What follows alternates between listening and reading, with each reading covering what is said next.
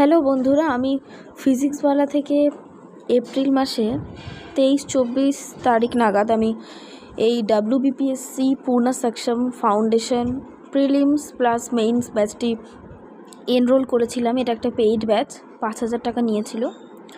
তো এই ব্যাচটি 5th মে start হওয়ার কথা, কিন্তু এখনও পর্যন্ত কোনো নোটিফিকেশান, কোনো স্টাডি ম্যাটেরিয়াল, কোনো লাইভ ক্লাস, কোনো রেকর্ডেড ক্লাস কিচ্ছু নেই।